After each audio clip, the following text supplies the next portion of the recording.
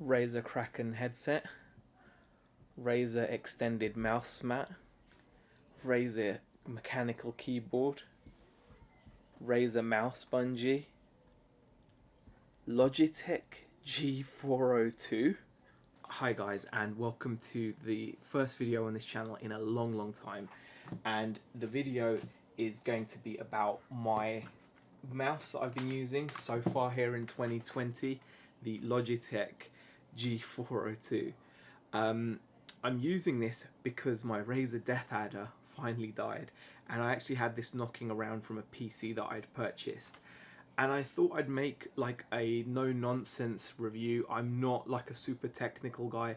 If you're after someone that's going to tell you the button click actuation pressure and the polling rate and all that kind of jazz, you're better off finding a different video.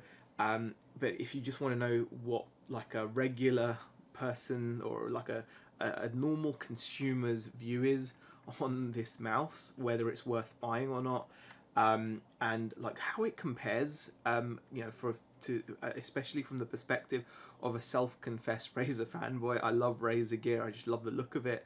It's I just do. I'm happy with their products. I've used them for a long time. Take a look at these headphones. Look how worn they are. I mean, they are literally falling apart. And as soon as they do fall apart, I will be swapping them out for a set of actual monitors for my mixer. But currently, I'm still loving them. They're decent. They do the job for playing games. But yeah, this mouse, I've got to say, is pretty decent. It's quite heavy.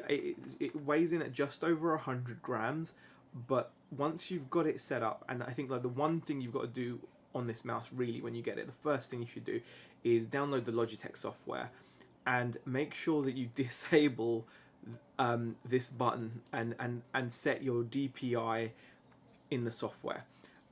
Normally it's got this 3 light setup, and if you click this button you can change your DPI on the fly. I personally found that really problematic because of the way I play. I'm not a very good gamer, and so I get flustered, like, you know, when I'm in a battle, like for example playing Fortnite and I'm build battling, and I tend to use these 2 buttons for my walls and ramp. I was, you know, pressing these, and sometimes I was inadvertently pressing that button there, and I was changing my DPI, and that's obviously quite catastrophic. I normally have my DPI set at 800, but if you suddenly go from 800 to like 1200 or 1600, whatever it was, it messes you up in game, as you know. You're better off having this either bound as nothing or to some or a different function in game, which isn't going to necessarily screw up your control. Other than that, I've got to say the ergonomics of the mouse are very good. Obviously, I'm right-handed. It is a mouse that's kind of designed for right-handed people. You've got like a nice thumb groove, like a little shelf there for your thumb to fit in. It has got the the logo, which you can obviously light up. It only lights up in the Logitech kind of turquoisey blue color. That's not an issue. The buttons themselves feel solid. The whole construction of the mouse is solid. It's got these giant skates at the bottom. You got 1, 2, 3, 4 giant skates. They're really good. They haven't given me any issues.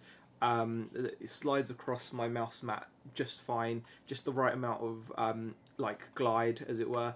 The rubberized mouse wheel is cool. On a better mouse, that would normally be notched, just for a little bit more texture, but it's very good in terms of feel. You're definitely not going to over scroll or under scroll. I think it's actually really one of the best features of this mouse for me is actually how well it functions. It really does. How, you know, you can feel the notches just right. So if you're using that, for example, to weapon scroll in a game, I think you'll be pretty accurate, although I prefer to just use keybinds on the keyboard for that. If is this mouse still viable in 2020? I would say so.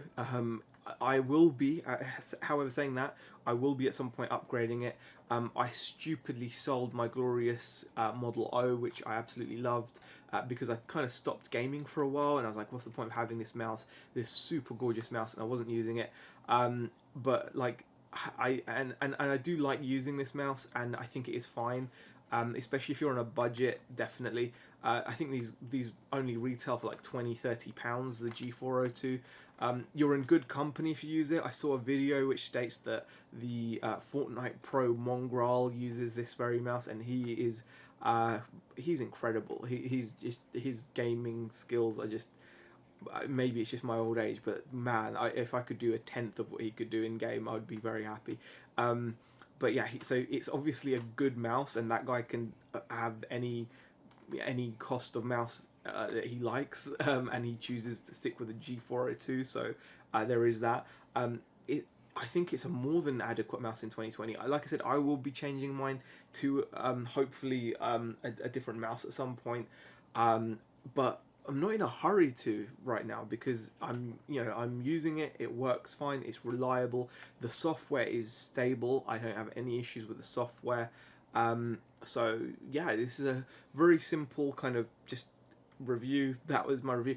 One other thing I suppose I could just tack on the end is the cable. I'm used to having braided cables on my Razer headphones, and on my Razer Death Adder mouse. It had a braided cable. It's a normal rubber cable. However, it is very sturdy. It hasn't picked up any nicks or dings or cuts. And so I can't grumble with that. It's kind of irrelevant that it's not braided. And plus, if you use a bungee, then it's not an issue. I mean, there you go. Got my Razer mouse bungee, which I use. I don't know if that's going to focus in or not. There you go. It has done. So yeah, I just think it's a very good purchase. Either secondhand on eBay, or if you can still get these new, I'm guessing they're only going to be about £20 or £30. Definitely a good buy. So yeah, that's my review of it, my opinions of it. If you guys have got any comments or questions, please leave them in the comment section, and I'll get back to you. Like I said, yeah, okay, it's not a super technical review. Well, it's not a technical review at all, is it? Let's be honest. It's just my opinion of it. But as a Razer fanboy, the fact that I'm kind of happy with it, yeah, I mean, it's decent. Does the job. Does what it says it will do. Thanks for watching.